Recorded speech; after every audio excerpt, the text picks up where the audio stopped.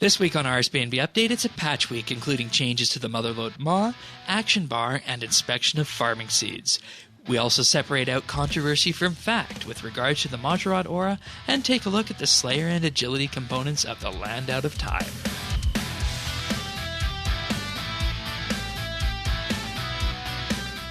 This is RSBANDB Update, episode 729, recorded Thursday, June 20th, 2019. Fun for the whole family.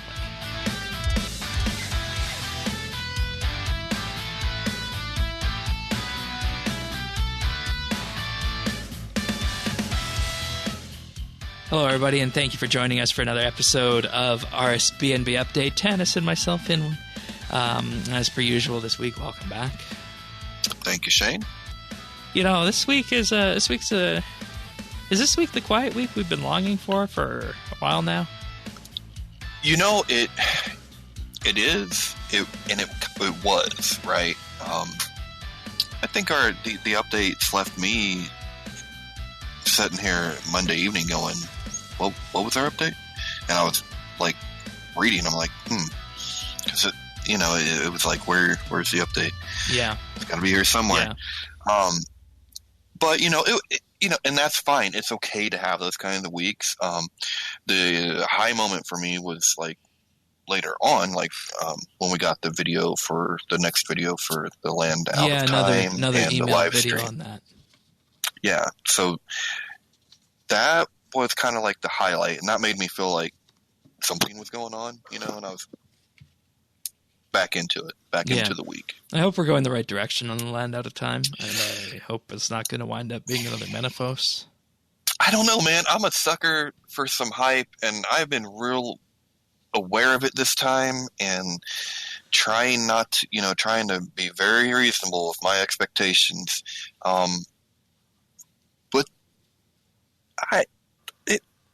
I'm eagerly anticipating it at this point. Yeah. I really enjoyed that last video. All right. Well, let's go into this week's updates, and in particular, the patches that they chose to headline with were Motherload MAW enhancers. And I don't know. Do you do the MAW? I mean, I don't have 115 dungeoneering, so I can't. Yeah, when I am trying to be good and do my just daily stuff, I always do them all. Like if I can get myself to do my crystal, sandstone, regular sandstone, and do all those, your shop runs. If I'm doing all of that, then I try to always do them all. And it's real easy because there's another crystal sandstone down there, so you kind of run right by it. But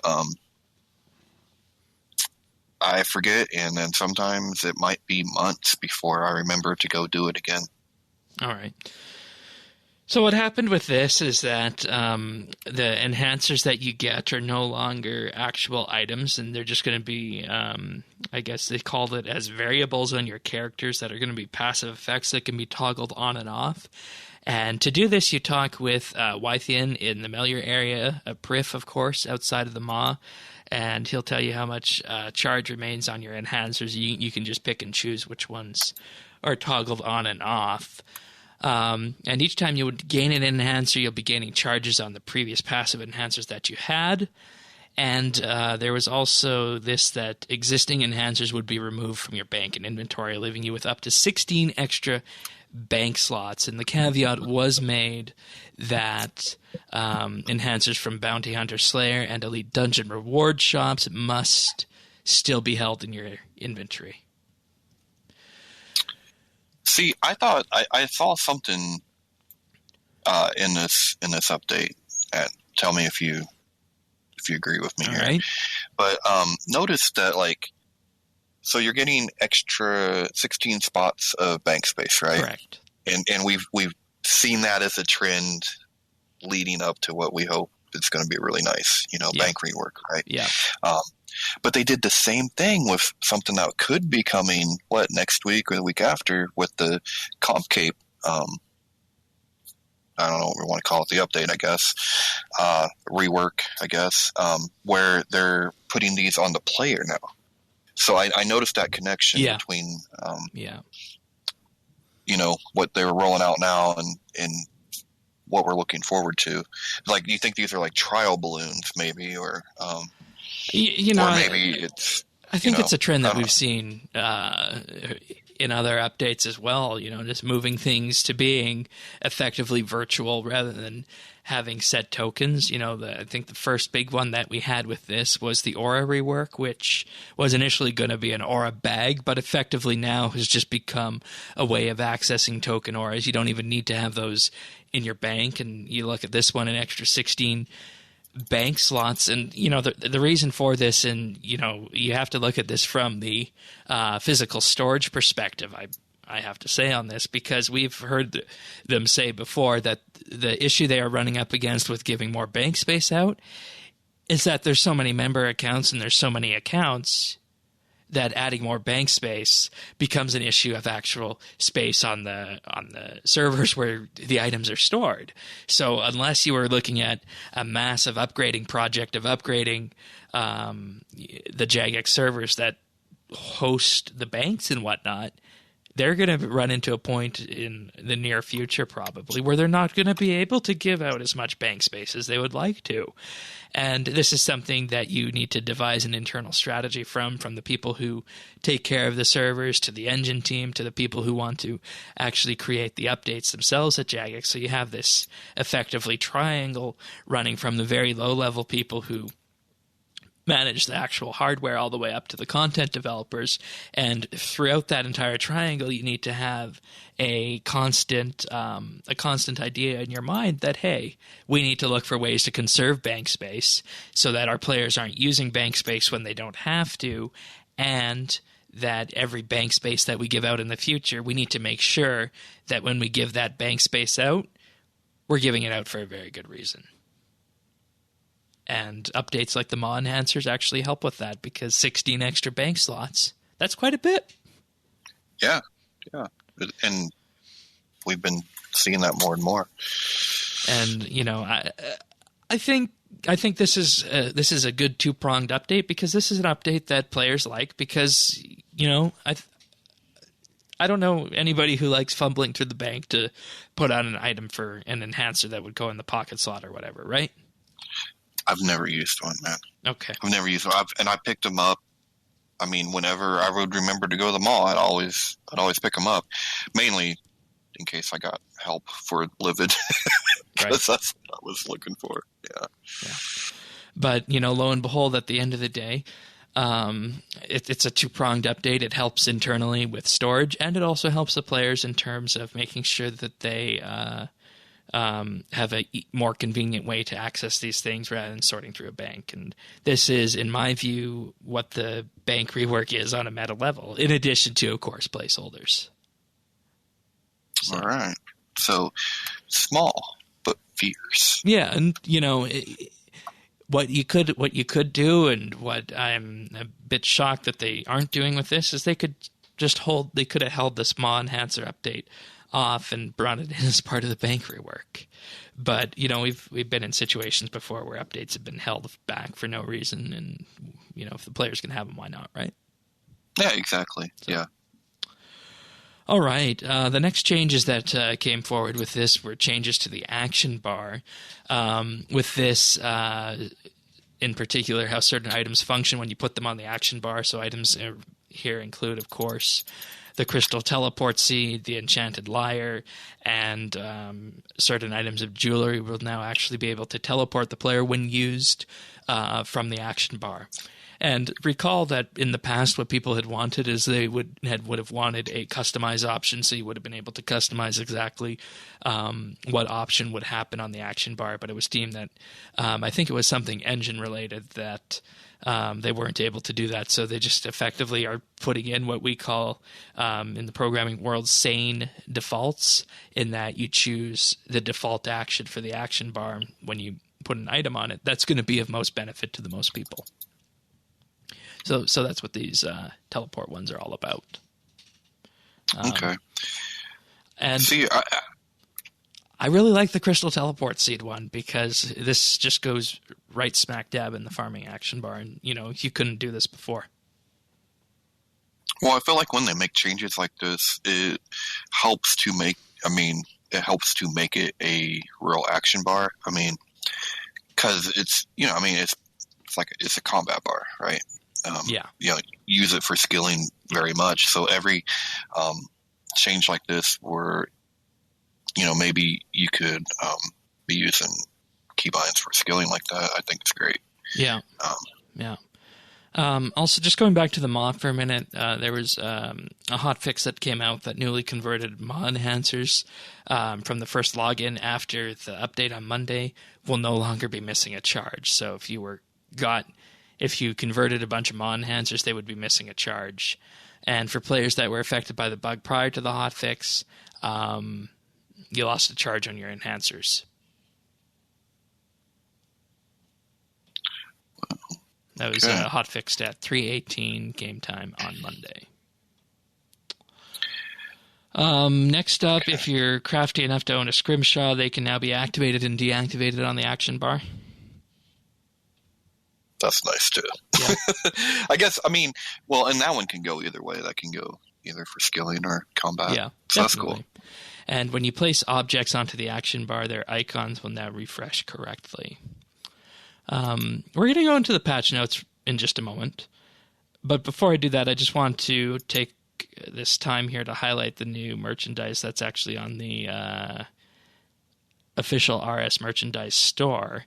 Ooh. Yeah. I bet I know what you're talking about. Do you? What is it? The map? Yeah, the mouse map. Mouse map with a map on it. Oh, it is a mouse map? See, it's a map. The problem I have is that my desk areas are really small, and I still insist on using a keyboard tray for perfect ergonomics and whatnot, right?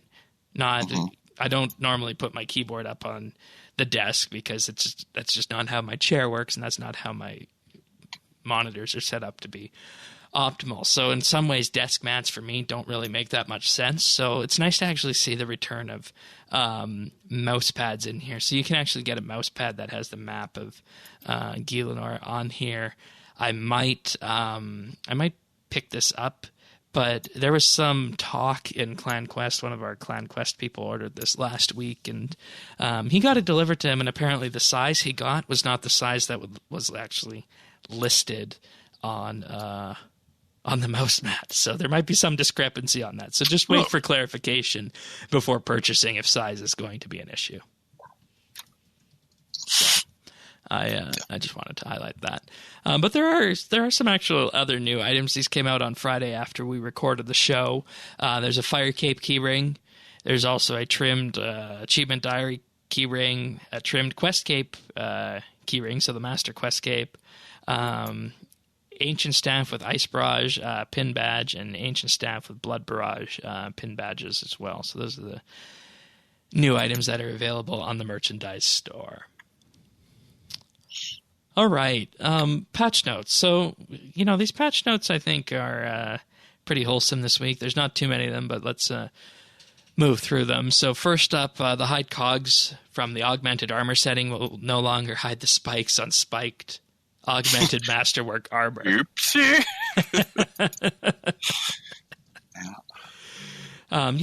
Anyone who spiked their trim masterwork? I don't. But I thought about it, but I'm like, wait a minute. I'm usually always wearing a cosmetic override anyway, so I foregone the expense. Rerolling Mazcab raid loot will now show the correct reward. Probably a good thing. Yeah. Now here's a good one for combat in general. A flanking icon has been added to the monster bar. So the monster bar is the bar that you see when you're or above your combat critter that you're killing, and it will appear if you're in the right spot to use your flanking perk, and if you have a weapon with the flanking perk on. Do we know what the flanking perk is? Yes, we do, actually. It's something I think that I like to do things my own way, and I don't normally, when it comes to doing combat stuff, I'll just do my own research on this. But from what I've read thus far on the flanking perk, it seems like that is one that you would probably want to bring in for your weapon gizmos. So ticks off on the backhand, forceful backhand, impact, deep impact, binding shot, and tight bindings ability. And if you have rank 3 when it's used, so for a basic ability, you're going to get a 220% damage boost. Or if you use it for a threshold, a 290% damage boost. The official description being that backhand, impact, and binding shot no longer stun and deal 40% more damage per rank to targets that are not facing you. Forceful backhand, deep impact, and tight bindings deal 15% more damage per rank. So, I think that's going to be a pretty good one to get.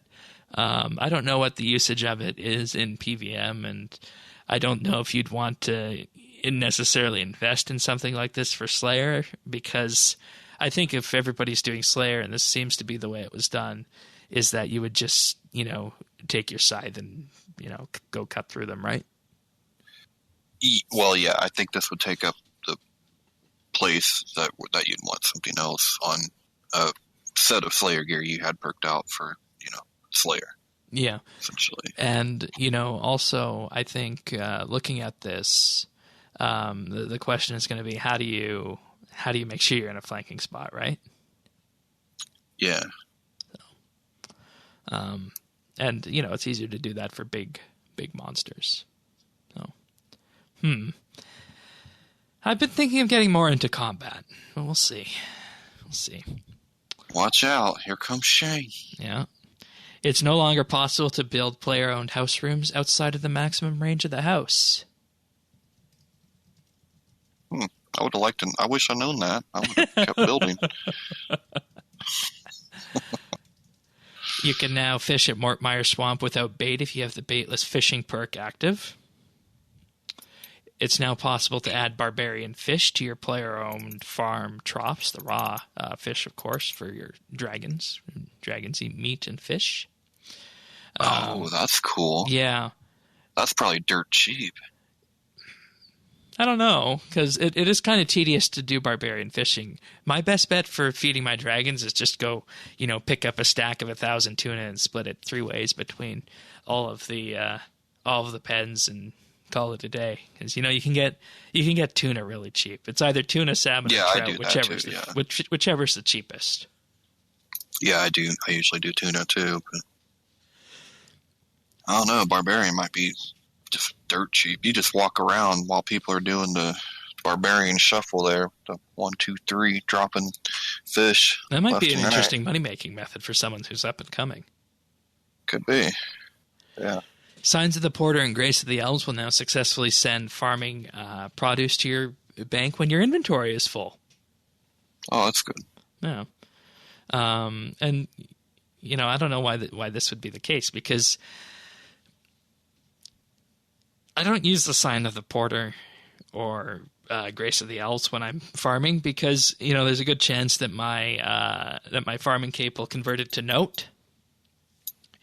And with that, any other stuff that you pull out of the patch, you can just click it on the leprechaun and convert it to note right there. So farming items aren't an issue for me. But I guess there's some people who prefer to just use the signs for that. Yeah, I always used a porter for that. Okay. When you place items onto the action bar, they will now refresh correctly. This is what we talked about in the patch notes previously. Now, this one wasn't mentioned in the news post, but this one is perhaps one of the biggest patch notes this week. So in the game settings, you can have a hotkey for your prayer activation for activating auto retaliate and the quick action for the summoning orb, right? Like you could keybind that. Oh yeah, I had a prayer keybound like that. Yeah. Or you can drag the summoning icon to the action bar, but previously the keybinded follower action didn't really do anything with the summoning keybind. So when you use the keybinded following action, or the summoning action as it's called in the keybinds section of the controls, it will now call the function of your selected left-click option. So what this means is that if you're running with a Beast of Burden, that can be to take from your Beast of Burden. You have specific ones for your legendary pets, you can do that. Or if you just have a standard pet out, it will summon the pet. And this is all through that keybind that's now available in the game settings. Yeah, that's actually pretty nice. And you know why this is big? I forgot that they're not the same thing. I completely forgot about that. This is big yeah. because you no longer need to drag that summoning icon to the action bar and waste an action bar slot on this. Yeah, that's you can just huge. have it key bound to a specific button that you press. Mm-hmm. So, big one. Big one. Here's another big one. The inspect option on herb patches now tells you what type of seed was planted there. Sound like that. If you forget, I know a master farmer like Shane would never forget what crops he had in the ground, but I might forget for a week or so, and then be like, oh yeah, I need to go pick up, do a farm run. Like, what did I have again? I don't remember. I didn't have time to do more testing on this, but when I was actually looking at this yesterday, I noticed that it was saying my crops were protected by my herb protector, even though I had no herb protector active. So I'm going to look into that and send a bug report if it's still saying that. So.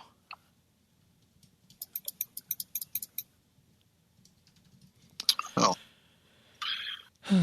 POH storage units in the costume room will now display a gold border on sets that you are holding the required items to deposit into.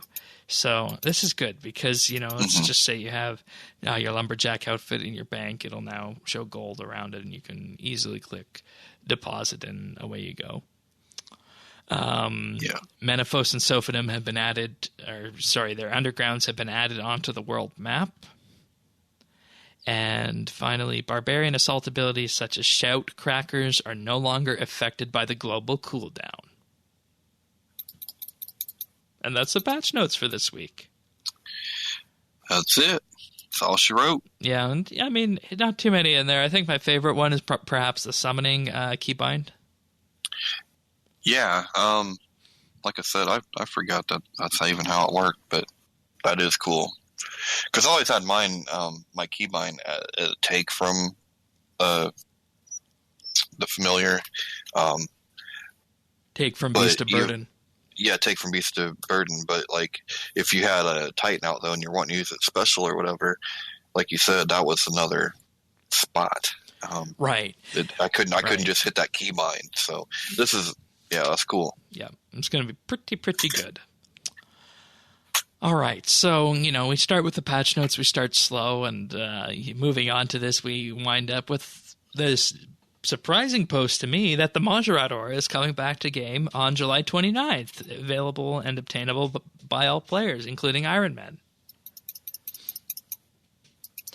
Yay. Yay, indeed. Of course, Of course, as I say, the devil is in the details. It will be available for 1,000 Reaper points or 3 bonds. Yeah. And so it's about a 20-some dollar aura? Yeah, 15, or if you want to, 65 mil. Go in game, about 65 mil. It is best in slot. You can do Reaper points. Yeah. It is best in slot for combat. Yeah. And I think the concern for this was that it was being made a microtransaction option with bonds. OFC, you're getting a Mahjarrat, or you don't think there's going to be a way to pay for it? Are you being serious right now? That was the number one concern on the site that shall not be named. Are those people being serious right now? Like, we do live in the real world, right? Like, seriously. I mean, I assume they wanted it for loyalty points.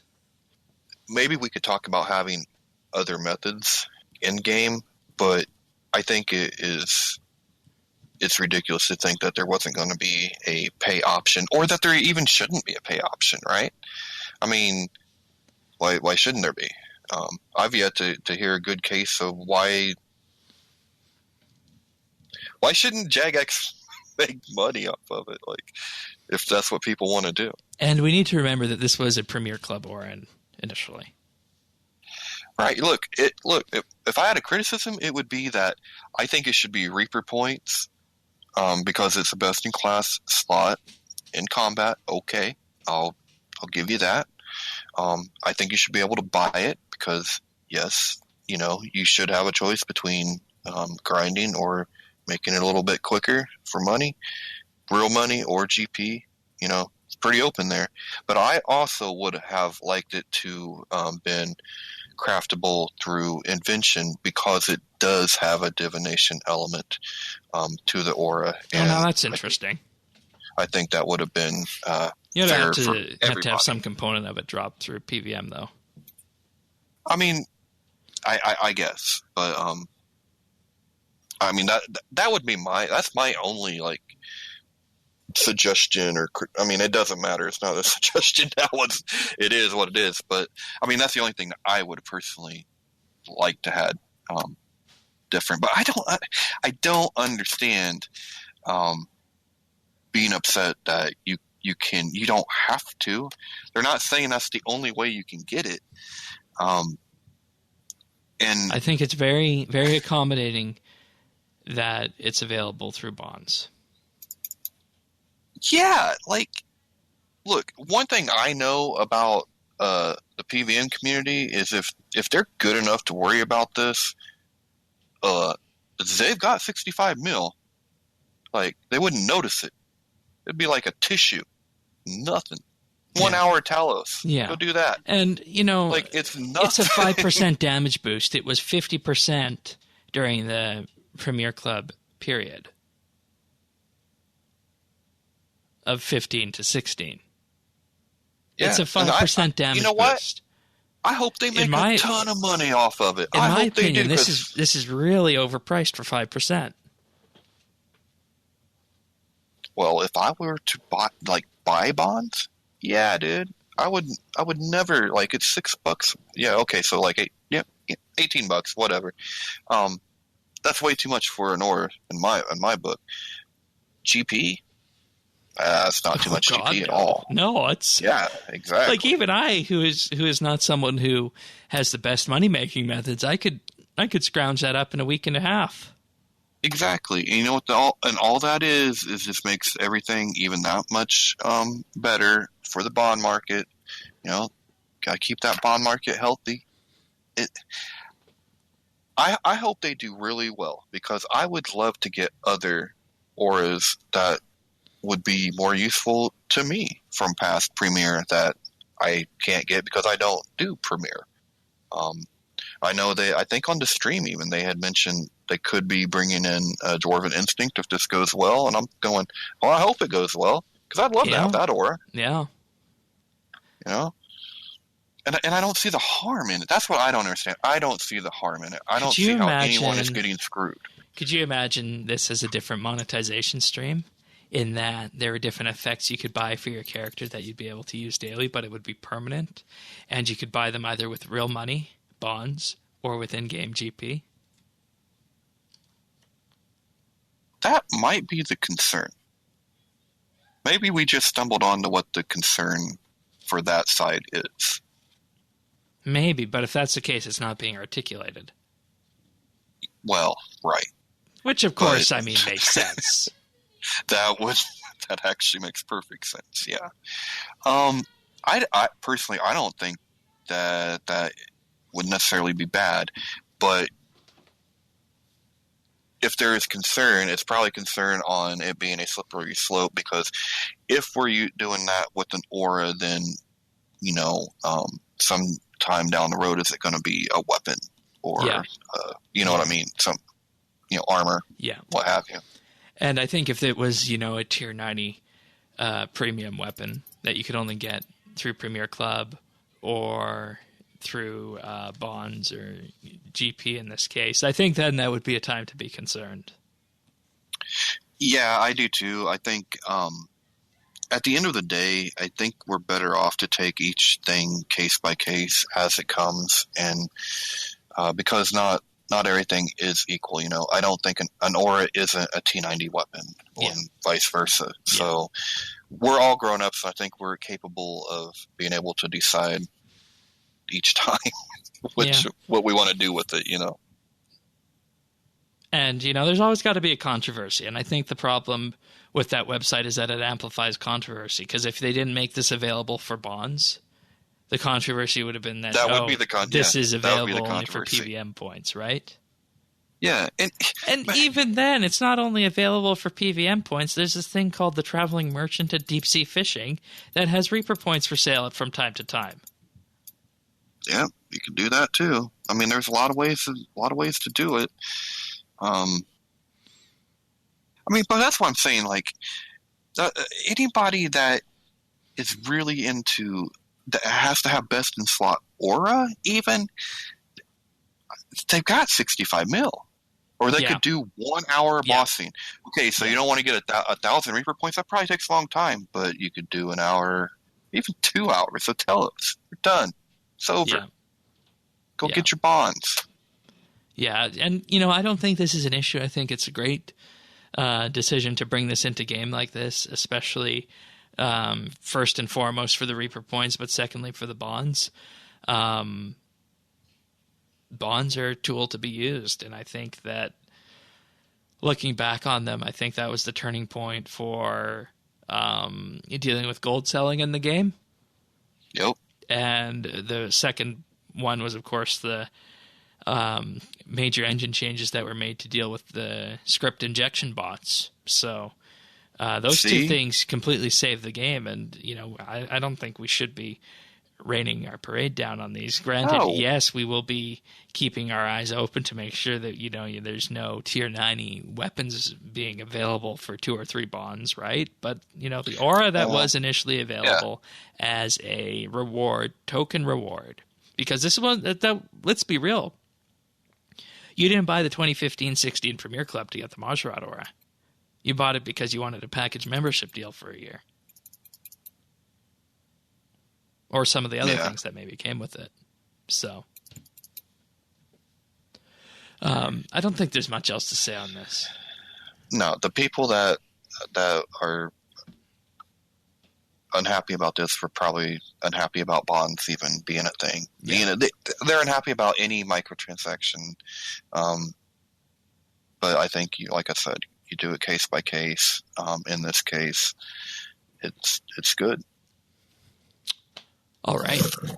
Moving on from that then, we did have a new preview video here for the Land Out of Time detailing Slayer and the Agility course. I'll just play a bit of this video here. You guys can hear it. You'll note they're continuing with the jungle theme, right? So, they're packing up, heading out to the jungle. And we're going to learn a bit about it as we move onwards with this.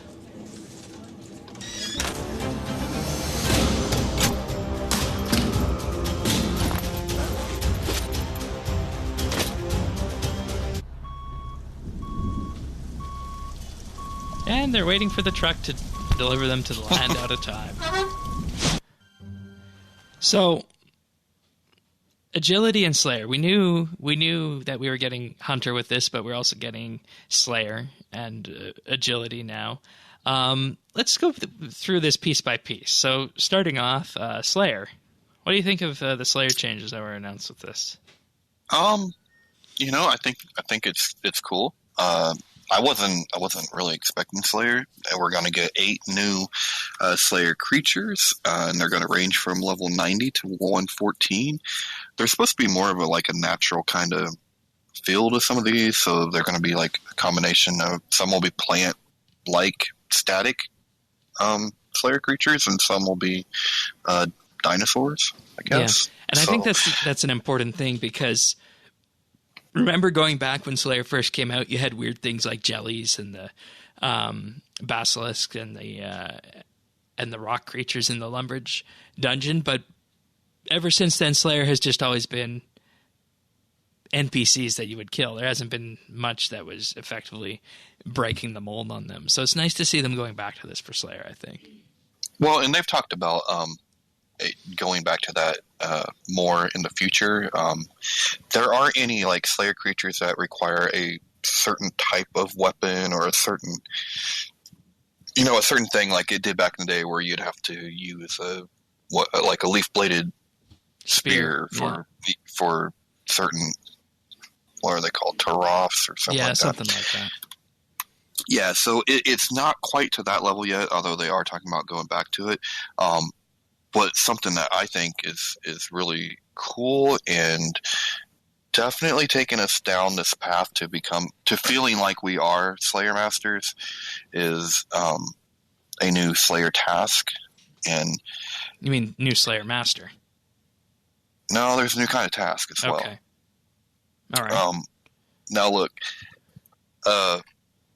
with the accent, right. I think the word was questers. I could be wrong on that word, man, because I listened to it like 3 times, and that was my best take, was there was a new task called questers. But essentially what it was say you're going to get like a dragon's task. You can go pick what dragon you want to do. Go do whatever. So it's going to be like more general, broader like categories of creatures. Yeah, and that was the second thing that stuck out from this, is that when you would go to one of the lower level Slayer masters when Slayer first came out and you were leveling up, say Vanaka or something, he would tell you to go kill dragons. Or if you get told to kill blue dragons, you'd kill either the big ones or the baby blue dragons, right? Or giants. You'd get to choose what kind of giant it was. Was it like that back then? Gosh, I didn't even remember you could get open like that back then. You can get blue dragons, and it's still this way. You can go kill any blue dragon that you want. All right, okay, but it was always like some kind of dragon, right? Like a red dragon, or right? A blue, right? Okay, yeah. The one that they did at the low level that was truly unique like that was the giants, where you could go kill any giant you want: hill giant, fire giant, moss giant. Okay. And it's nice to see this at a higher level, because this is what, in my view, Slayer was going to be and should be. It's offering the players a choice as to how they kill them, and not necessarily only focusing in on one specific creature like the Mithril or the Rune Dragon. So I think that's going to be pretty good on that front. And this Slayer, I'm glad you brought this up, though, just because earlier when I was thinking about this, I was trying to decide, like, is this, like, okay, I like it, but I was like, is this against what the idea of Slayer used to be? And is this going outside what Slayer mechanics are? I think we're being 100% traditional with this. Yeah, that's kind of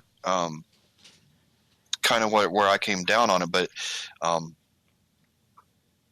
I didn't really recognize that at first, because I knew I liked it, but I'm like, I'm trying to be analytical and I'm trying to be critical, but I just wasn't seeing anything that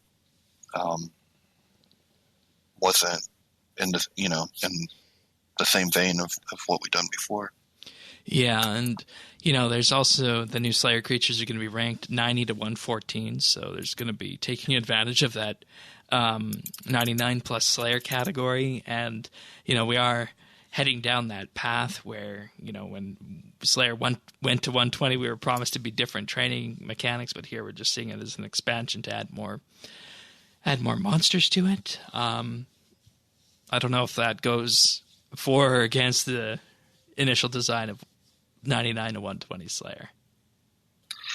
Yeah, I like the range, and I especially like, because they mentioned this on the stream about why it was this range, was to leave some room, that there was room in this level range, and they wanted to leave more for more content in the future. That makes sense to me, and I'm fine with it. Yeah.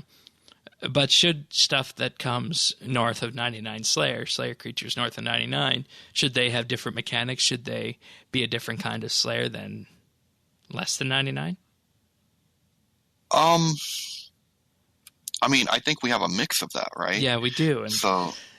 And see, this is why I don't want them to do any more skills to 120, because you're left in this situation where they say it's going to be a completely different training method post 99. But in the end, this is just an expansion, giving more space for more Slayer creatures.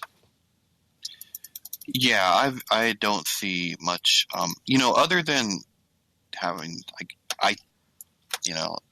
other than the more open-ended task, it's, right in the same vein as every other Slayer creature. Now, he did say that Mahjarrat said that they're going to hit like a truck. So we know that they are going to hit hard. Perhaps the point of having them north of 99. Yeah, you would think there would be there's going to be something involved, because I know that at least some of the plants are static. So there's going to have to be something to that, you know what I mean? And he said they hit real hard. All right. So, that's one. That's one reason. But you got to keep in mind too, this is the same. I think it's the same development. It might be the same team that did the Lost Grove. So there's going to be probably some similarities there, and it's a very similar level range. Yeah, I'm not sure on that. They did also say there's going to be some surprises when it comes to the drops and whatnot, and mechanics that they're not necessarily going to talk about. They're not going to detail the new creatures until launch, so that's good. Nice and we're getting a new Slayer Master too. Yeah. So, and this is where you'll be able to get those generalist tasks, right? And I think this is going to be like the Slayer Master to use now. Like, I think they've surpassed Morvan finally. Yeah, and that's good, because it takes the focus off Prif. Yeah, that's what I thought too, and especially they took his like task list and then got rid of a few of the like the fire giants and stuff like that. Allegedly, that yeah, is, we gotta wait and see on that until. Yeah, we gotta see the thing. That was the example that was used. In which case, that would be great, because it might actually free up some space on our block list. And prefer lists. I know. I haven't done Slayer in a long time, and my block and prefer lists are still set up for Kuradel. Okay. So it's been a long time. Yeah, been a little bit. But it'll be more, I think it was 2 more Slayer points as well per task. So that's good. That's good. Yeah. Agility course?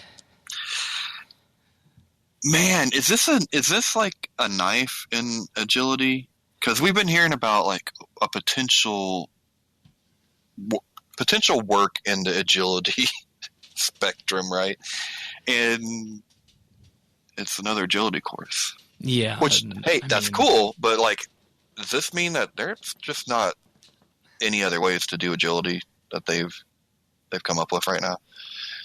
Yeah, and I think the problem for agility is that it is a very loose support skill, because if you think about it, it just at this point benefits your thieving a bit. It of course benefits how much you can, or how quickly your run will recharge and the like. So,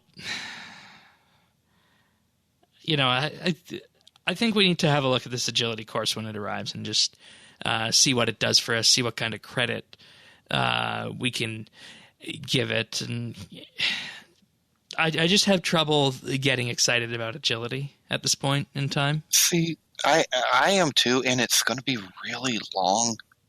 Yeah, like 6 minutes to do a 6-minute court. Yeah, that is. Oh man, and you'll be able to go in reverse though. Well, there's that, but I'm wondering how tired of it you're going to get, because I guess it's the primary way to get around the island. So you might get real sick of it real quick. I don't know, and I don't know if it will have that. You know how Heffen, if you get your camera in the right spot, man. Heffen's like, it's a good agility course, yeah. And so will this be in that same kind of probably not vein? If it's going across the entire island. That's what I'm thinking. Probably not. So I don't know. You might get a prize though, Shane. You might get a prize. That's the thing. You got to see what's on that prize list and see if it's going to be worth it. So, well, you could you can. It was it pages will change that can change your escape and surge ability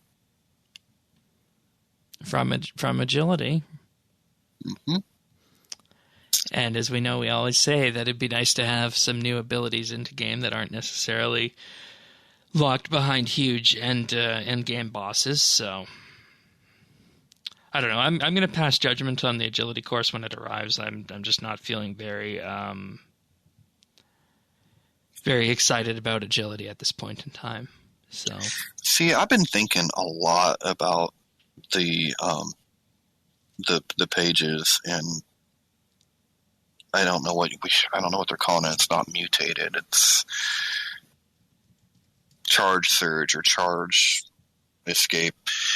Like, where in combat is that going to be useful, or is this something that we'll use to kind of get around on those places where we don't actually teleport? You know, like if you're doing summoning runs to Amclad, or well, actually, you wouldn't do that. You would just stand there. But you know what I'm trying to say? Like, when do you how do surge? Yeah, when and where are you going to use it? Yeah. I don't know. I've never really thought about that because I'm not necessarily a surge player. I don't surge around. See, and I don't either. So yeah, I never think about it. So I actually just got the achievement this week when I was recording the weekly bite. Did I mean to do that? The one where you surge one tile. I actually just got that. Cool. So just to give everybody an idea of how much I don't use that. Yeah. Oh, I have an idea. Maybe the new surge abilities are going to factor in with Big Game Hunter. Oh yeah, with their like get back and that makes sense. That actually makes sense because we saw that proximity meter that they had, and if you were like escape goes backwards, right? So you could pop back out of that range. Yeah. Who knows? Might be on something, Shane. Yeah, we are slowly putting things together. You guys started when I was away, but we're continuing that now. This was actually sent out in an email this week as an exclusive a couple days before the live stream.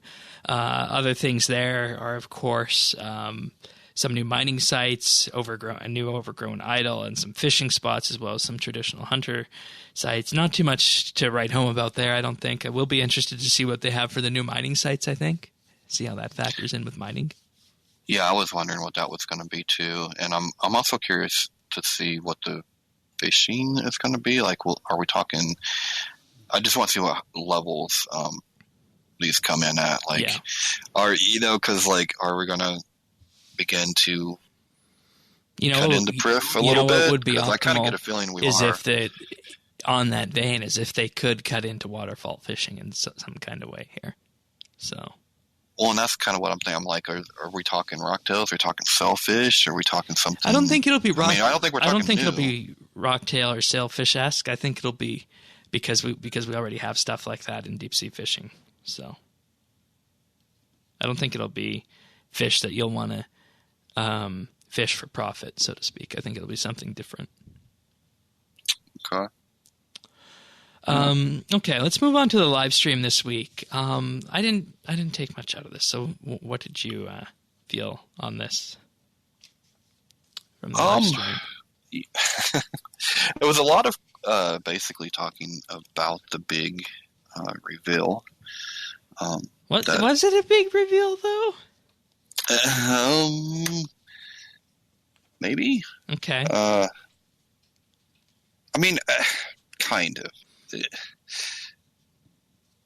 It made me want it a little bit.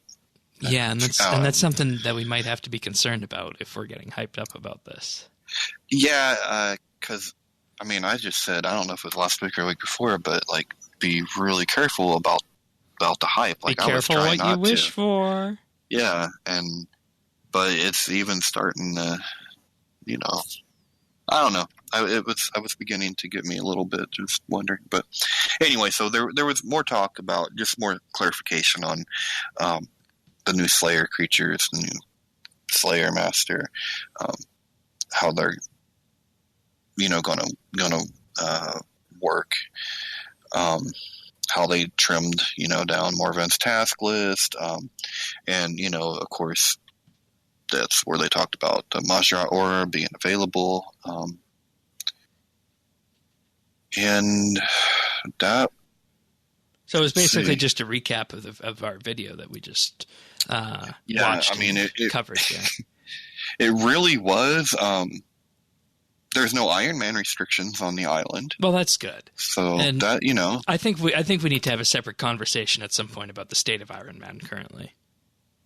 Maybe that would be a topic for another day. That might be. Maybe a one bit to add topic to the list, because I know there's a lot of people who started Iron Man, but it's just like, okay, you're giving us all these benefits. This ain't what I signed up for.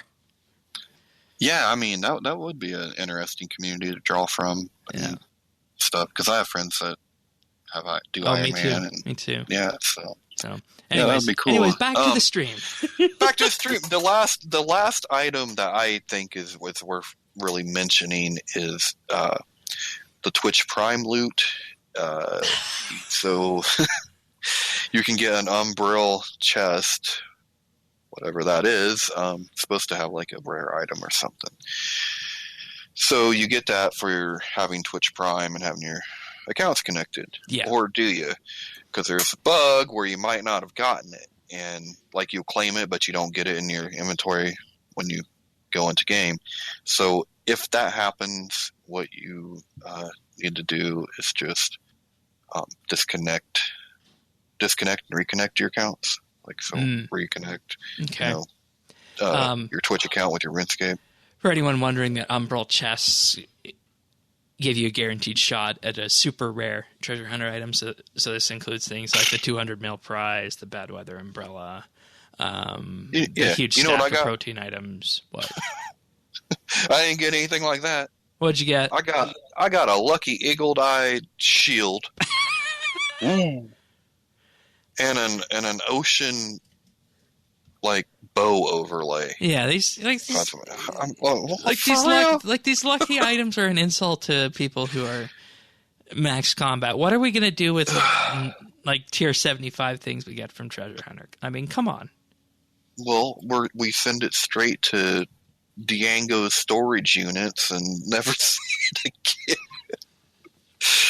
I mean, yeah. No. At least let us break them down for components, man. No, that might be too powerful, because then you're having a source of where you can just spend money and get components. That would be too powerful. Okay. I didn't think about that part. I was just thinking about this crap. Yeah, you're right. I know a guy once who spent this wasn't in regards to skill of the month. This was just in regards to keys in general.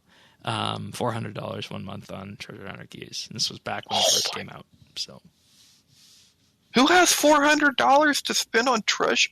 I don't know. That's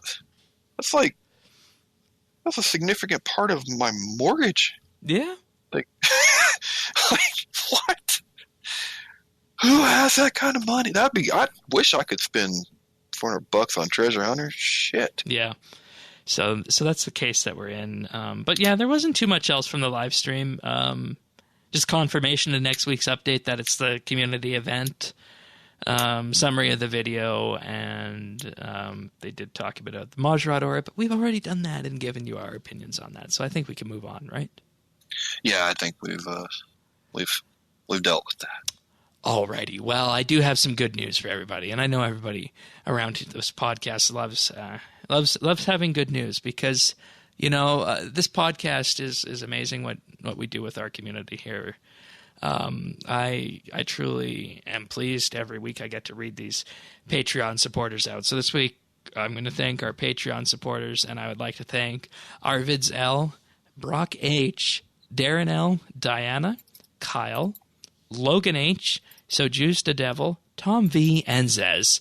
Thank you, all of you, for your support on Patreon. It means the world to us. And of course, if you're wondering what we're talking about, just head over to patreon.com/RSBNB, and you can get a rundown of everything that we offer there. So starting for $1 a month, you get a special mention in our show notes and early access to our show notes when we are recording the show or as we're about to finish the show.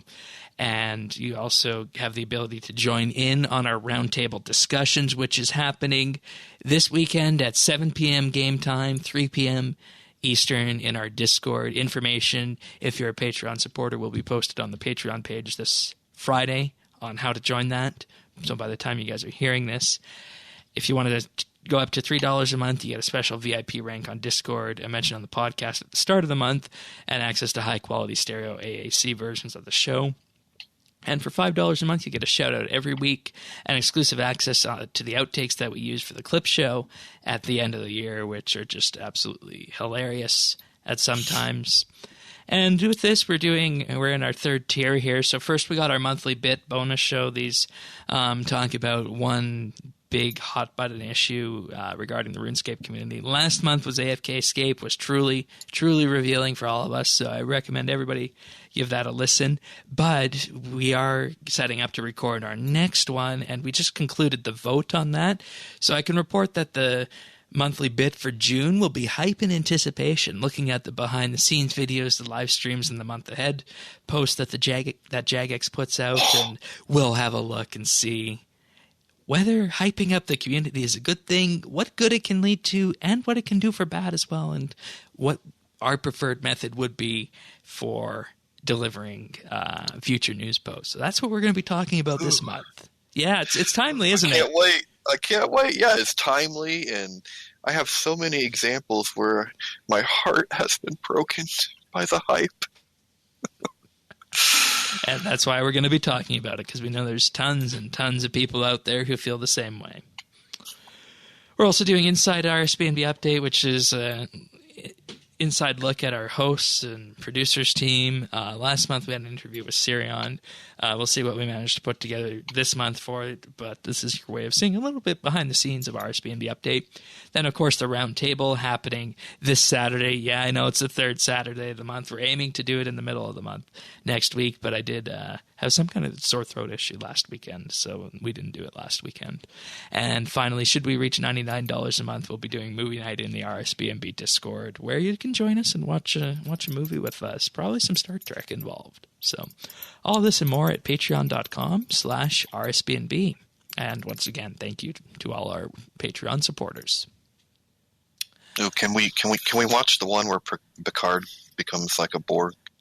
Yeah, that's one of the best episodes of Next Gen. Sweet. All right, so we do have a discussion topic this week from the RR Man, so I'll give that a play right now. Hey, it's the RR Man. How's it going? Personally, I'm not been playing much RuneScape recently, a bit down and under all these ups and downs. Let's not get into that. Let's talk about AFKing. What a great Patreon episode that was. Everyone should check it out.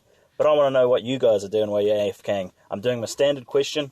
What TV shows have you been watching this year? And what TV shows are you looking forward to? Did you guys see the Chernobyl miniseries? Everyone's been talking about it. It's actually #1 on IMDb, I think it is, still to this point. I think Shane would really like it. There's lots of, science and politics and that sort of thing, and it's bloody intriguing. And quite close to the true story is what I hear, when it's quite amazing, because usually you hear based on a true story. That's great. Just check it out. Peace out. All right. I can actually talk a bit about this first. As I'll say, in April, we just finished Season 2 of Star Trek Discovery. So anybody who has CBS All Access in the U.S. or Netflix anywhere else in the world, I would, of course, have to recommend that you give that a watch. Start with Season 1, leads nicely into Season 2. But aside from that, of course, for this fall, we are waiting for Star Trek Picard. That we got confirmation that that's what the title is going to be of the new series. Of course, starring the return of Patrick Stewart as Jean-Luc Picard. They're currently through filming 4 episodes of that series, so they're making very good progress on that. It's going to have a 10-episode first season. But as for what I'm watching right now, I don't really watch too much TV. I have heard about the Chernobyl miniseries. I have heard things that it is really good, but I've also heard things that it's not as entirely accurate as well. And I mean, based on a true story, so I'm not entirely sure where I'll come down on that. Maybe I should give it a watch and see how it reconciles with my version of history. And that's something I always tell people, is that when you're looking at a historical event, it's all painted by your lens of history, and that's why studying history itself, whether if you go to school and you study history, or you maybe even go do a PhD in history, the whole point of it is that you learn that while you're doing that, you study history as you're looking at it as it happened. So if you're studying the Civil War era, you don't attempt to apply a 2019 lens to it. You apply what happened during the Civil War. So that's why I think TV series like that with Chernobyl and whatnot are going to be interesting, because everybody's going to have a different perspective on them. So that will be one that I put on my list to check out. But presently, at this moment, currently, we've had this one as a pick of the week on the show. I think Derp did it as a pick of the week last year, and that is Designated Survivor. That came back on Netflix this time for season 3. It was previously on NBC. NBC canceled it, but Netflix picked it up. It is a American-based political thriller kind of show starring Kiefer Sutherland of 24. Covers his track as president of the U.S. after the entire cabinet and president is wiped out in a terrorist attack on the U.S. Capitol during State of the Union, and follows him through that up to the point where in season 3 he's just starting to run for re-election as the first independent president of the United States. So if you like following what's happening in the U.S. and you need a bit of a break from the real life, let's say TV show House of Cards kind of thing that's going on in the U.S., definitely check out Designated Survivor. If you also like 24, you should probably watch it as well, because it's just nice seeing Kiefer Sutherland kind of back in that role, and there's been some callbacks to 24 in that series. Oh, cool. Yeah, but in addition to that, I also watched The Amazing Race, watching the American version right now, and our Canadian version is due to start in a couple weeks on July 2nd, so that's all I'm watching currently. Do you have a Canadian version of Yeah, that? Amazing Race Canada. I bet they're like the most polite travelers. I don't know about that. Not like crazy Americans just running through the airports. Give it, take it, hold the plane. Yeah. That is a good show. We used to watch that all the time. Yeah, it's still good. They were just in the Netherlands on this week's episode, and previous to that in Croatia. Okay. I don't know how married people go on that show. I don't know. You need to be focused on the job, I think. I don't think we would last 3 days. Going home. But yeah, definite recommendations towards Designated Survivor and Star Trek Discovery. So, how about you? Okay. Honestly, I read more than I watch. Well, I listen to audiobooks more than I watch TV, probably. But the shows that I have been watching, and I listen to a lot of like comedy specials on Netflix. So I'll just like turn them on, but I'll just be listening and AFK and on Escape that way.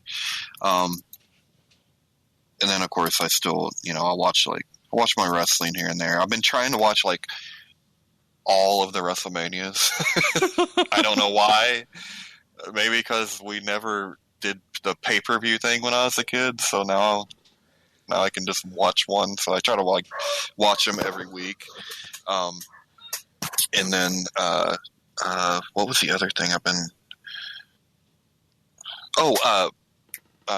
Big Brother is getting ready to start, so I'm looking forward to Big Brother and the Picard series too. Okay. So I'm looking forward to those two. Yeah, we always watch Big Brother. I can't stand Big Brother just because all the people on there seem they're awful. Yeah. Most of them are absolutely. It's just so friggin' annoying, Yeah, and that was actually something about this Amazing Race season, is that it was a combo where the teams were either from The Amazing Race previously, Big Brother previously, or Survivor previously. Oh, okay, that's cool. See, I used to be a hardcore Survivor fan. I mean, I watched it since the time it started, and I only quit like a couple years ago because I just got more into Big Brother, really. Because I like to see just these social dynamics. Like, if you want to see like how people actually are in the real world, watch Big Brother. Yeah. You know, one thing I've always wanted gonna screw you. is I've always wanted to see Big Brother done on a larger scale. Not with like 20 people or however many there are, but more like 100, 200. Oh, wow. Yeah, in a small town, not necessarily a house. You know, now that you say that, it kind of sounds like a small town. Pretty much just described a small town. Interesting. Only you get to vote someone out. Yeah. Woo! Everyone just tribe up. I mean, that's how that would, and that's the way these reality shows work too. But with the race, you're of course needing to perform tasks and whatnot, so you can't necessarily be voted out on strategy. And that's actually something that we saw with this season. For anybody watching, I'm going to spoil this season so far. Out of all the teams that are left, the only teams that are left, there's 3 Amazing Race teams and 1 Big Brother team left. All the other Big Brother and Survivor teams have been knocked out quite quickly. Yeah. Okay. See, I've always wanted to see Big Brother contestants have to play Survivor. Because wouldn't that be funny? I mean, they literally just chilled in the house and ate free food and drank and partied for 3 months. Like, how would they like sleeping on the ground? Like, you know, I think that might make them even crankier. I don't know. Yeah, and you know, I think the race is probably the hardest out of the 3. Oh, without a doubt. I think because you're going for 21 days. You're traveling, though, man. Traveling is so hard. Yeah. It's stressful. Yeah. Yeah. As I know. All right. Anything else from this question? I think that one quite covers it. I don't know if there's any other shows to throw in. No. I think maybe sometime in July we'll have the America's Got Talent will be back, and I usually that one's already back. Watch that one. And my family watches. Oh, is it already back? Yeah. Oh. Yeah. I didn't see. That's how much TV I watch, right? Yeah. Like, oh yeah, I used to watch that show. There's so much crap on TV these days. Yeah, well, and when you cut the cable cord, you know, I'm just not mindlessly flipping the channel, so I don't even know what's on anymore. You know, because we got rid of cable years ago now. Yeah, there's a show I used to watch that I miss it, and it was on nightly. But I'll leave it at that, and I'll let the listeners use their brain to figure out what it is. You might know what it was. But maybe. Anyways, let's move on to tech news, shall we? Yeah, tech news. We got stuff going on in the world of tech this week. Yes, we do. Facebook announced its Libra cryptocurrency. Can I get paid in Libra, Shane? Yes, you could. You know what this is, right? What do you mean? This is Twitch bits for Facebook streamers. Yeah. So, except there's one difference on this. It's not run entirely by Facebook. It's going to be run by a consortium, and anybody can join this consortium. And it's going to be based in Switzerland, which, of course, they chose because Switzerland is known for its privacy and its banking institutions, which makes sense, right? Of course. Now, but that actually makes it kind of like the anti-crypto, wouldn't it? Yes. If it's being backed by Yes, and that's the next thing. Here's who it is currently backed by. 28 founding members include, and I'm not going to name all of them, but I can just name some of the big ones: MasterCard, PayPal, Stripe, Visa, eBay, Facebook, Lyft, Spotify, Uber, Vodafone, Coinbase, that's a Bitcoin type company, Andreessen Horowitz, which is a venture capitalist firm, Union Square Ventures, and then some nonprofits and academics, including Creative Destruction Lab, Kiva, Mercy Corps, and Women's World Banking. So every one of these founding members will get one vote on the shares, determining how this cryptocurrency goes forward with this. And the reason they're creating this cryptocurrency is because they want And it starts with Facebook. They want to disrupt banking in the developing world, where you can't necessarily, get bank accounts or credit cards easily. And the idea behind this is to create a cryptocurrency that is going to be stable enough. It's going to be indexed to the dollars that are invested into it, so that it's not going to have wild swings like Bitcoin did.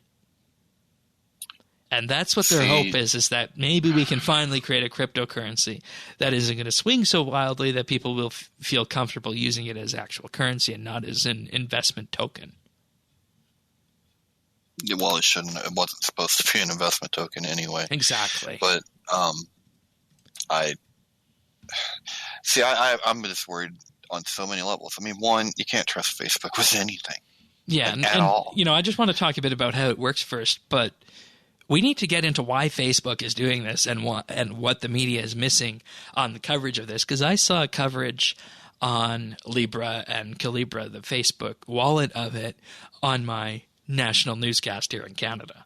And they missed why Facebook is doing this, and perhaps the most nefarious purpose, even though Facebook is branding it as non-nefarious. But first, I just want to give a bit of a rundown on how it works. They want it to be as simple as cash is you have cash in a local currency and you can get Libra. Spend them like dollars anywhere without transaction fees or your real name attached, and you can cash them out whenever you want. That's what they want with this. And what they're going to be doing with this is effectively creating a new cryptocurrency that, rather than having cryptocurrency floating around, whenever a new Libra coin is needed, the people who are the 100 founding members on this are going to have enough CPU power to effectively mint a new crypto coin and make sure you get what they're calling a stable coin, i.e. 1 Libra, a Libra being, of course, the unit of this cryptocurrency. And and we've talked about this before. Remember last year when one Bitcoin was worth around 17,000 US dollars? That's what they want to avoid. And they say they're doing this by tying the value of Libra to a basket of bank deposits and short-term government securities for a slew of historically stable currencies, including the dollar, pound, euro, Swiss franc, and yen.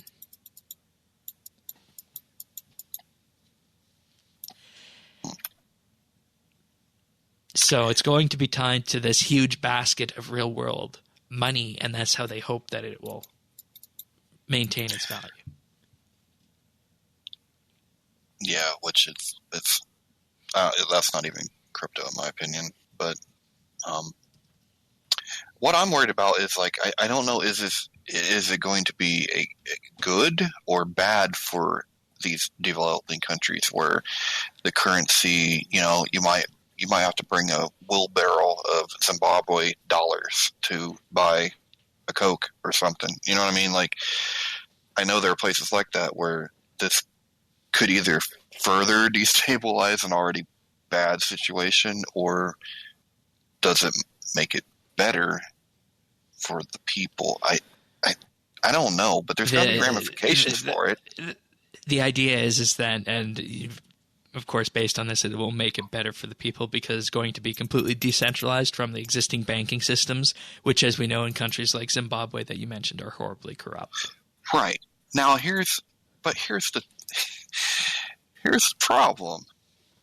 We are now going to turn over our democratic power to our corporate overlords to regulate themselves. That's the real funny thing about this.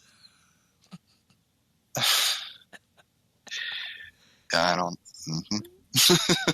I just want to talk a little bit more about how they are going to maintain its value. And the idea is that when you cash in a Libra, you're actually going to get your local currency on that. And when this happens, that money goes into the Libra reserve, and an equivalent value of Libra is minted and given out to that person. And that's how they're constantly able to give it out. Because with Bitcoins, you have a set amount of Bitcoins, and it gets divided and whatnot each time. And that's how we're in the current situation where Bitcoin becomes so expensive. Wait a minute, though. Wait a minute. What? how are they doing this? Like, you can't just set up shop and mint money. Like, well, that's why they're going to be tied to these companies, because anybody who is wanting to be on but they can't. You can't do that. But anyone Chase who's wanting to can't be say, on the "Hey, board, we're making a Chase coin." But anyone who Like- wants to be on the board with this needs to have either a threshold of $1 billion U.S. market value or $500 million in customer balances, reach 20 million people a year, and be recognized as a top 100 industry leader by a group like Interbrand Global or S&P. And with this, anybody who wants to invest on this from the crypto side must have more than $1 billion in assets under management, and blockchain businesses need to have been in business for a year, have enterprise-grade security and privacy and custody, or staking greater than $100 million in assets. So the idea is that you're going to get all these big companies to sign on who have multiple billions of values, and you even need to pay $10 million minimum to receive your investment tokens. The idea is that they're going to be backing this, and it's going to be their money that's going in and is being converted into these coins. Do you know how much faith Americans have in these big companies? Not much. Yeah, I don't. This doesn't sound good. And I wouldn't buy any Libra. And that's why they're being and see, that's the thing, and that's the thing that made it different, is that every time you ask for a new Libra coin, it's minted purely for you if there's none available. And that's why there's all this compute power and whatnot that's needed behind all these companies to make it actually happen. But when you're tying it to an actual currency like it is, and it's being backed by an actual currency, then how is it not a consortium or whatever of corporations making their own currency? That's exactly what it is. You're not supposed to be able. That's exactly what it is. That. That's exactly what it is. But no government should want that. Oh no! You should not want this. Oh no! There's no way. Someone's going to stop them. And see, this was the whole problem. This was the whole problem with moving to a fiat money system, rather than having actual currency tied to the value of some kind of hard commodity back in the day. Now, let's talk about Facebook's side of this, because Facebook's actually not going to make any money on this, or so they say. They're actually going to... Oh, my ass. They say they're actually going to incur a millions loss on this and running their Calibra wallet. Well, Facebook never lies, and they always shoot straight. Yeah. And with this, Mark Zuckerberg basically said this is decentralized, meaning it's run by many different organizations instead of one, making the system fairer overall, and it's available to anyone with an internet connection and has low fees and costs. It's secured by cryptography, which helps keep your money safe, and this is an important part of our vision for a privacy-focused social platform where you can interact with it in all the ways you'd want privately, from messaging to secure payments. And see, this is the gamble for Facebook, is that by building a wallet around Libra, and they're calling their wallet Calibra, they build this into Facebook Messenger, they build this into WhatsApp. Facebook effectively becomes the de facto ATM for this new currency. Other people will be able to set it up, but of course the ones that's going to be available and open to everybody is Facebook. And this is the time at point in which Facebook, I think, transforms itself from a social network to just in general internet company. And, at that point, I think there's a conversation to be had in the U.S. and other jurisdictions around the world about whether or not Facebook needs to be broken up, because there's no reason that a company that runs a social network like Facebook, as is right now, should also be dabbling into banking like this. But it opens so many think about if you can use Libra on Facebook and you're buying something off Marketplace or whatever, you're gonna be able to use Libra probably, and I'm sure there's gonna be people advertising. There's actually all kinds of goods and services. Facebook says that they're not going to do that. Really? Yeah, they said they're not going to use it. Once again. I don't know who I'd trust more than Facebook. I don't know, man. I really can't believe that it's gotten this far and no one's trying Visa to and MasterCard stop on it. it too, as is PayPal. Visa and Master. Oh, they buy our guys, but they can't buy your guys, can they? What do you mean? Not as easy. Well, I mean, financial Visa and places like MasterCard that. here. Yeah, but they're not allowed to like buy your No. politicians, are they? Like they are here. No. Okay, so I can see why we haven't stopped it, maybe. But wouldn't you think this is going to be bad for like? This could be. I don't know. It could be bad for the dollar, right? Like, could it be bad for other currencies? No. I don't know. This is so far out of my realm. I don't even think it's gonna, register a ripple until people actually start using this, and until you can, go to a McDonald's and pay with your Libras, it's not going to be a thing. Unless, of course, Facebook has some interface with the bank where they can make that happen, which in that case, I think everybody needs to have a serious look at Facebook once again. Well, see, and I'm torn because I actually, in certain countries, I could see how it actually would be beneficial. And I don't know if it's just that it's Facebook behind it that really, I'm, super distrustful of, or the thing that gets me is that Facebook, I don't know. is that this is how Facebook ensures its longevity. Because if you have a currency out there and you develop a currency and this currency gets into wide circulation, you can't disappear. That's disturbing thing number one.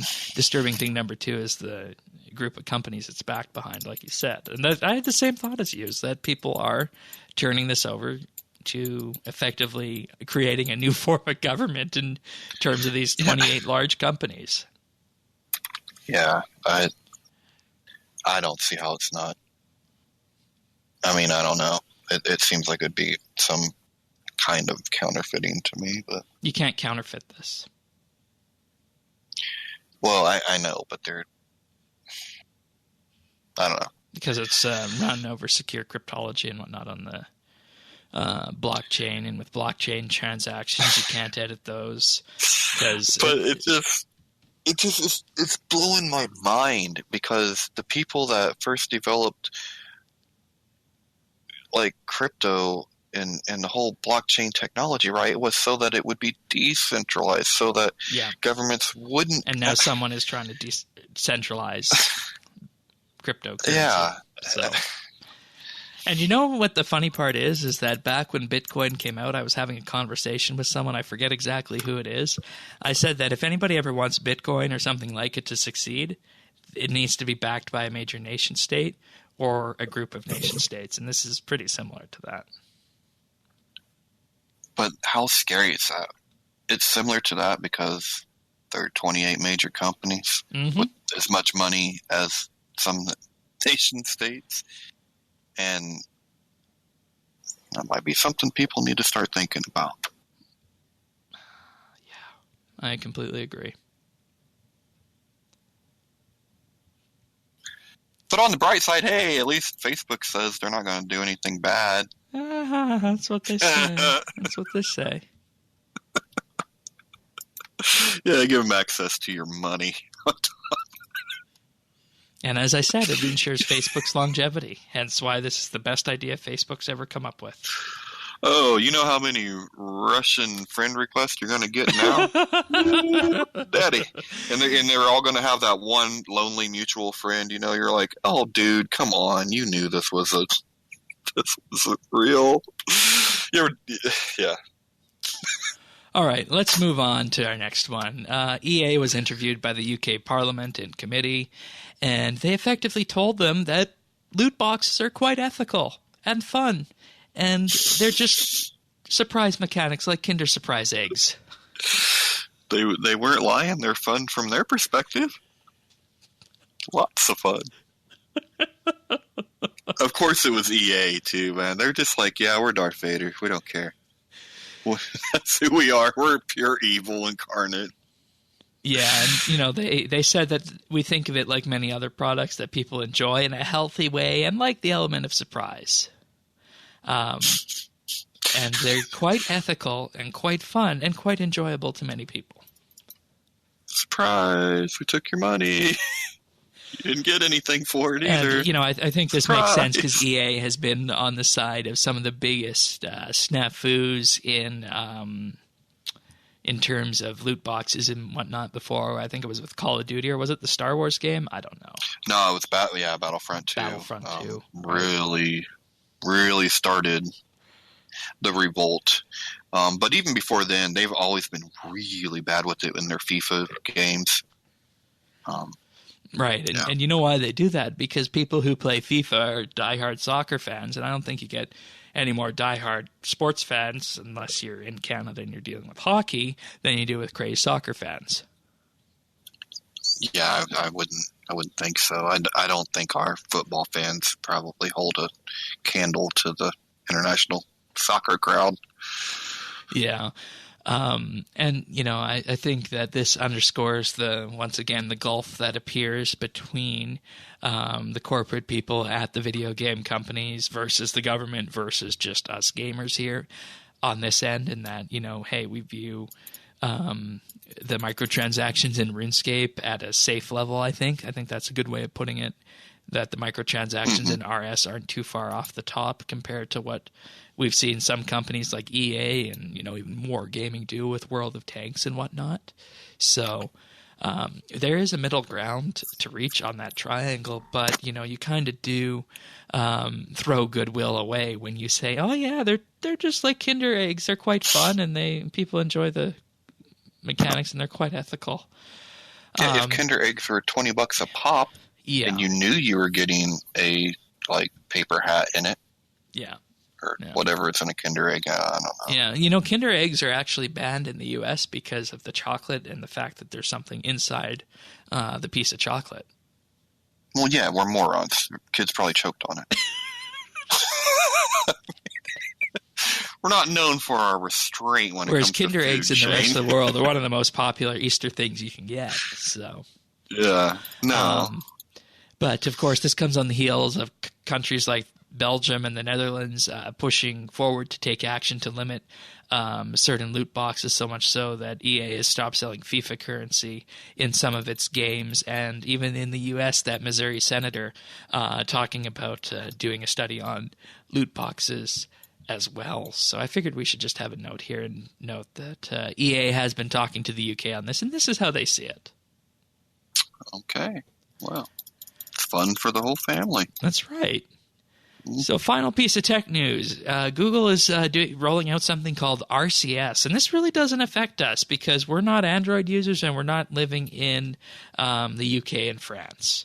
So let's actually talk about this. And, you know, the reason this is an important thing is because if you're chatting with someone on Android, you have choices of using one of Google's messaging services. You could use WhatsApp. You could use Facebook Messenger. But, of course, you have the basic SMS texting, right? As in, when you SMS text someone on an iPhone, you get a little green blob showing this was sent over SMS. But the iOS crowd has iMessage for messaging between iOS users. And what RCS does is it aims to provide a more iMessage-like experience for Android users. And this is important because, you know, when you look at this, SMS is old. SMS came out in the 80s. And you want features that include, you know, maybe read receipts or attachments, including video or audio or indicators that know when you're typing, right? So Google actually wants this to go forward as a more advanced format of SMS. It's important to note that unlike iMessage or WhatsApp, RCS will not have end-to-end encryption from just the way that it is set up. But with that, you know, you have numerous layers when you're dealing with Android smartphones. You have the handset manufacturer, you have the carrier, and in some cases you have Samsung as well shipping their own versions of the Android software. Or if you buy a Google phone, you get pure vanilla Android. So the experiences are different for everybody, but Google wants to actually make a unified texting experience so that everybody who is on Android can get these advanced features that we have just become accustomed to over time in iMessage or WhatsApp or Messenger. So what Google is going to be doing later this month, Android users in the UK and France will be able to opt in to RCS chat services that are going to be provided by Google. And of course, the reason for this is because, as we talked about, if you have an Android phone from Samsung or LG or, heaven forbid, Huawei, you're going to be at the mercy of that carrier to update it and provide you the new, better RCS texting experience. But Google does have the ability to push these things forward and make this happen with RCS. So with this, I think the end hope is that when you look at this is that Google sees what happens on the SMS side, and they say that, they believe that communication, especially messaging, is highly personal and users have a right to privacy, and they want to find a solution for this without, that is, the fact that RCS doesn't have encryption. So they want a solution for that, but they need to get this rolling out first so that effectively they can get their foot in the door with this. And this is, just another reason I think where the Android ecosystem is growing up, and Google is starting to realize that, you need to have kind of an overarching viewpoint of what's happening with the platform, whereas iOS is, completely controlled and run by Apple. Google is putting its foot down where it matters, and this is this case with RCS chat. So it'd be interesting to see this roll out to the rest of the world. And it's interesting they chose also the UK and France for this first. So, yeah. And, I think we're kind of spoiled with this with iMessage on iOS. Yeah, I mean, I didn't even know what SMS was, really. I mean, I know when I get an iMessage it says that, but yeah, I mean, I'm not sure a lot of people would know much of a difference. And, I mean, how many people do you talk to where you get text messages on your iPhone that they're green? Not many, right? There's green messages on the iPhone? Mm-hmm. Huh. Well, didn't know that. Oh, that might be something to do with the way the accessibility is set up for you then. Or just my eyes in general. I'm colorblind between green and blue. Oh, okay, that might stuff be like that. So yeah, I don't even see green. Yeah, and I think when it comes to RCS, it's something that is going to advance SMS, and Google needs to make sure that their users on Android are getting that experience, because not everyone wants to use Messenger or WhatsApp, right? So yeah, it's a good choice for Google, and I think this is just signaling the maturity of Android going forward. Alrighty, so moving on to other things as we wrap this show up, we do have our Skill of the Month update for this month, our Divination Skill of the Month. Not too much action in this one, a week long. We currently have PK Mage 00222 with 6.9 million XP gained, and then Legion 1943 with 543,000. Then some other people signed up, including you, Tanis, who has not got any XP yet. No, I was terrible, because I was thinking when I signed up, I'm like, oh, I'll go make some money, collecting energy and all that. And we'll be in the competition. That'll be fun. And then I realized, oh wait, you don't get any experience when you're collecting energy. So yeah, I haven't done much divination or any, I guess. Yeah. Yeah. Anyways, I think we can move on to our achievements of the week. We got 5 of them this week. So starting off on May 20th, we have Dr. Robe with 99 Constitution. Twisted Soul, spelt very nicely, with 99 Strength on May 19th. I like what you've done with the Z there. And Wolfie with 120 Slayer on May 18th. Congratulations on that big one. Good job. And then we have Questscaping with 99 Dungeoneering on May 17th, and Takas Fuego with 99 Runecrafting on the 17th. Been seeing them about every week, every other week. They're going to be max soon. Yeah, and as more people max, we have less achievements to get. I guess that's true. You still get the big ones, though. You get that's your 120s, your 200s. Mm-hmm. You know? I could never imagine getting a 200 mil. I don't want to do that. No. Well, it happens. Like Invention, it happened to me. Yeah, I guess so. Eh? It's, I didn't try. it just it just happened. cramps up because you're doing so much combat. Yeah. I'd also just like to take a moment to point everybody to Informer to have a look at David's article covering the weapon diversity beta. It's a great piece talking about what we talked about 2 weeks ago on the show. He took into account the changes that were made last week on it and wrote his current thoughts for it. And this is kind of a work in progress thought. So if you're wanting to see what we talked about 2 weeks ago, this is good textual summary to read through. So just give that a read at informer.rsbnb.com. Okie dokes. Time for pick of the week. So people often ask where I get my news from, right? And we've talked about Google News before. We've talked about Nuzzle before. Nuzzle being the one that, I know you like the name, pulls in from my social media and whatnot.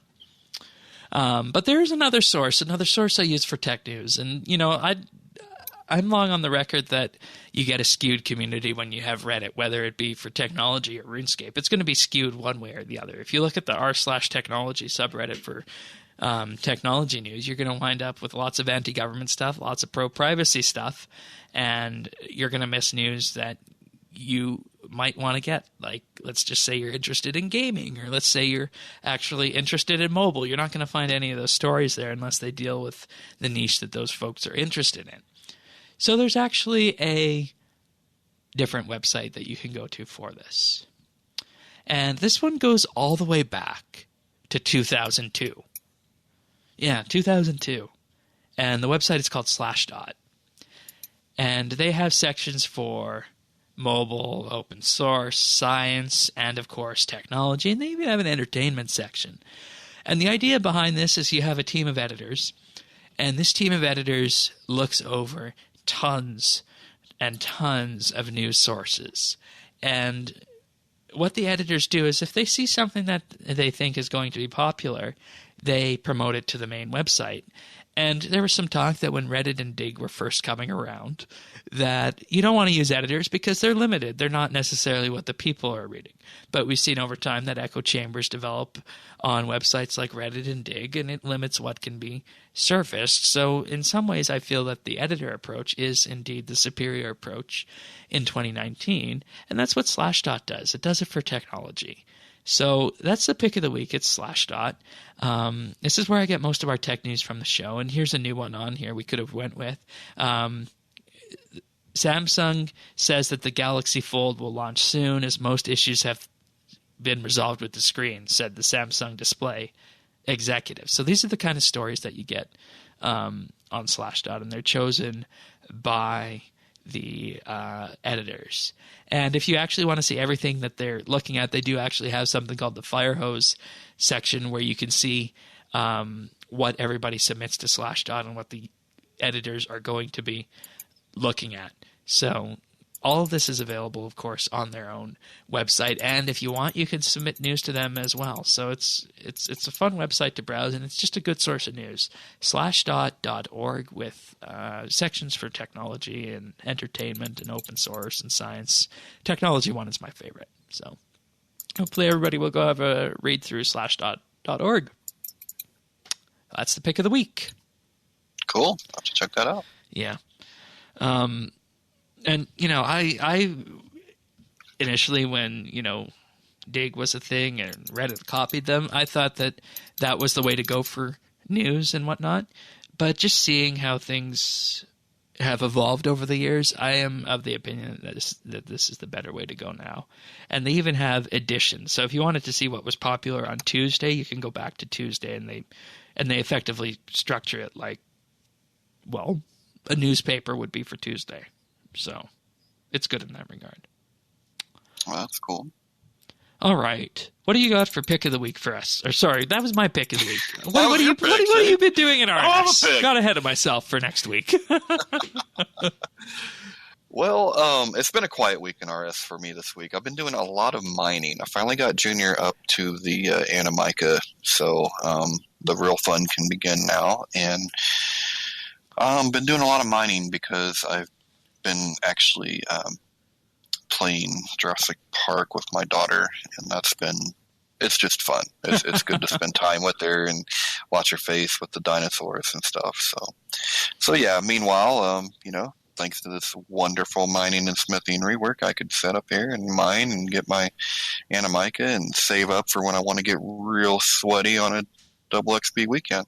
Nice. Elder Rune, I assume? Yeah. I'm just using one account to just hang out and mine and smith and get those up to the Elder Rune. What's it, 4s, 5s, something like that. So 4s, I can do and then do it to 5 and then burial. That's the most. Yeah, and then do the burial with the main whenever I deem is the appropriate time to drop that XP. Nice. Yeah. Anything else on How main? about yourself? I'm still like I could live in my Slayer dungeon essentially. Like I've lived there for months. I go to my farm, I trade out my animals, get my beans, and then go back to the Slayer dungeon and just work on getting herbs and charms. So, all right. Yeah. Well, speaking of beans, as I mentioned last week, I did activate the player-owned farm. And, there's lots of money in RuneScape, right? Mm-hmm. So I am attempting to capitalize on people's desire to complete the breeding log. And what I am aiming to do is I am aiming to set up a breeding farm so that I can sell animals that are going to be in prime condition to breed for royal dragons. And what that means is that, you can do it from the blacks, but people prefer to buy royals for some reason, even though it's the same chance. So what I've done so far is I've got a couple of sets of perfect black dragons. So that's with the 3 breath traits and the traits that improve the chance of getting a shiny. And the purpose of those, of course, is going to be to eventually sell them. And I think from my initial research, you can get like around 8 mil for one of those pairs of 2 black dragons like that, which is pretty good, right? 2 black dragons with perfect traits, about 8 mil. That's not too bad, right? No, sign me up. But I want a pair. if you did the same thing and they were royals, you can push that easily up to 20 mil, maybe 25. And it's the same chance? Yeah. People just like to buy the royals for some reason. Huh. Okay. So I have been focused on breeding, and this is the time where you see why they're worth so much is because dragons just take so long to breed. So I've been doing that. Yeah. I've also been running the Zygomites again because the thing you need most to do this is beans for trait rerollers. Oh, okay, I got you. So Zygomites are the source of beans, and the dragons, if they come out with the right trait slots, are going to be used for breeding, but if not, they get sold off as adolescents for beans as well. And, I'm actually doing this without claiming the XP or produce on them, because if I did this, and I did this for a good amount of time, I would hit 200 mil farming XP. Oh, wow. And I don't want to do that. I don't want to get to where you can't get any farming XP. That's right. But aside from that, woodcutting, magics, and have been alternating between the magics and the Arc Golden Bamboo. So progressing forward on that one as well. But beyond that, not too much else to report on RS this week. So I think we can pretty much wrap this show up. Not too much else to say. By the time you guys are hearing this, we'll be doing our roundtable on Saturday. So if you're listening on Friday, you can come listen to the roundtable. Patreon supporters can come in and talk. We'll be doing that at 3 p.m. Eastern, 7 p.m. game time, 8 p.m. UK time Friday. Or Saturday, rather. Can't wait. I'm looking forward to it. Yeah. So, with that being said, we'll see you guys next week for another episode of RSBANDB Update. If you want to join us in-game, Friends Chat, Bits, Bytes, you want to subscribe to us on a podcast listener, update.rsbnb.com/subscribe. And, of course, you can follow us on Twitter at RSBANDB. So we'll see you next week, everyone. Take care. See ya.